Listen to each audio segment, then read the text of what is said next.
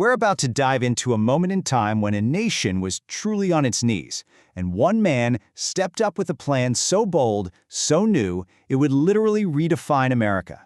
This is the story of Franklin Delano Roosevelt and his New Deal. So to really get the New Deal, you have to understand the sheer scale of the crisis America was facing. This wasn't just a dip in the economy. The country was fundamentally broken. All that optimism of the Roaring '20s, yeah, that was gone, replaced by just pure desperation. And this one number, tells you almost everything you need to know. A full quarter of the entire American workforce was unemployed. Just stop and think about that. 1 out of every 4 people you'd pass on the street who wanted a job simply could not find one. It was a human catastrophe.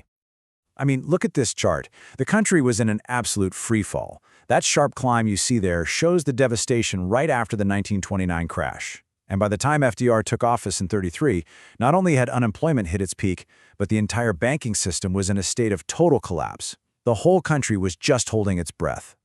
Now, the administration before, under Herbert Hoover, had tried a few things, but their efforts were widely seen as, well, just not enough to stop the bleeding.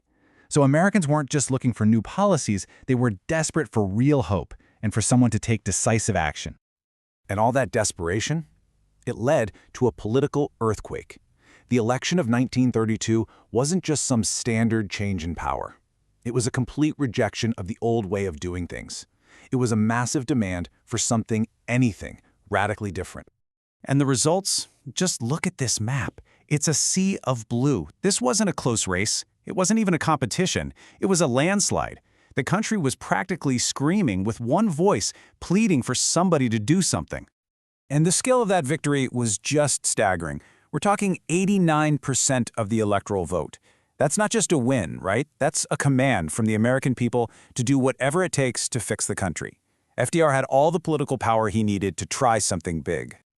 So, with that incredible mandate, FDR steps up to give his inaugural address and delivers one of the most famous lines in all of American history. He was speaking directly to the panic that had gripped the nation and signaling a huge shift from caution to confidence. So what was this big plan? It was called the New Deal. And it wasn't one thing. It was this flurry of new laws and programs that were going to be rolled out at lightning speed, all designed to attack the Great Depression from every angle imaginable. At its core, that's exactly what the New Deal was. It wasn't a single policy, but a huge collection of them, what people famously called an alphabet soup of new government agencies. It was basically a grand nationwide experiment.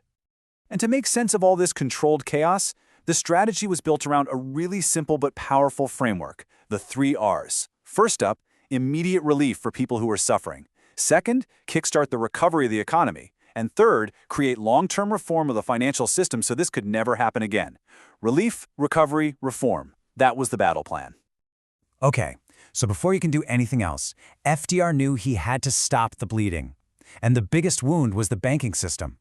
People were in a panic, pulling every last cent out of the banks, which was causing them to fail left and right. He had to restore faith, and fast. So his very first move was unbelievably bold. He declared a national bank holiday. He shut down every single bank in the entire country. The government would then rush in, inspect them, and only let the healthy ones reopen. It was a massive gamble. And it worked! The gamble paid off spectacularly. You can see it on this graph. That massive spike in bank failures in 1933, it just stops. It hits a brick wall and flatlines. Public confidence came roaring back, people started putting their money back in, and just like that, the immediate banking crisis was over. An absolutely stunning first move. Next up was relief. You had programs like the Civilian Conservation Corps, the CCC, which put millions of unemployed young men to work. They built roads, they planted trees, they developed national parks, and this wasn't just about giving them a paycheck. It was about restoring a sense of dignity, a sense of purpose. And beyond that immediate help, the New Deal aimed for long-term reform to build a stronger foundation for the country. It created these massive institutions we honestly still rely on today, the SEC to police Wall Street, the FDIC that ensures your money in the bank, and huge projects like the Tennessee Valley Authority that literally brought power and jobs to an entire region.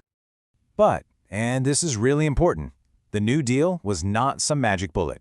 It wasn't universally loved, and it definitely didn't fix everything overnight. The road to recovery was messy. It was complicated and boy, was it filled with opposition. You just have to look back at those unemployment numbers to see the challenge. Sure, they came down from that crazy peak in 1933, but by 1935, unemployment was still incredibly high. The Great Depression was nowhere near over, and that led to a lot of frustration and a lot of criticism. So FDR found himself fighting battles on two fronts. On one side, you had political critics like Senator Huey Long who were yelling that the New Deal didn't go nearly far enough. And on the other side, you had the Supreme Court arguing that it went way too far, and they started striking down key programs, calling them unconstitutional. Well, FDR got so frustrated with the Supreme Court that he kind of overplayed his hand. He came up with this pretty radical plan to pack the court, basically add a bunch of new justices who would agree with his policies. But that was a step too far for a lot of people, and Congress, including Democrats, shot it down. It was one of his biggest political defeats. But did FDR back down? Nope. Faced with all these challenges, he actually doubled down on his vision. He launched a whole new wave of programs that we now often call the Second New Deal. And the centerpiece of this second wave was the Works Progress Administration, or WPA. And the scale of this thing, it's just hard to wrap your head around. It cost the government $10 billion.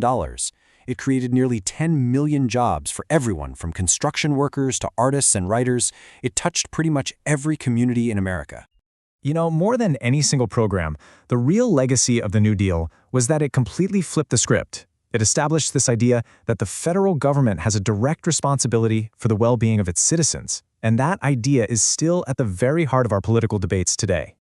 So in the end, most historians will tell you that the massive spending and mobilization for World War II is what truly ended the Great Depression. But the New Deal, it was a lifeline. It rebuilt the country's infrastructure, and maybe more importantly, it rebuilt its spirit. And it leaves us with a huge question that we are still wrestling with today.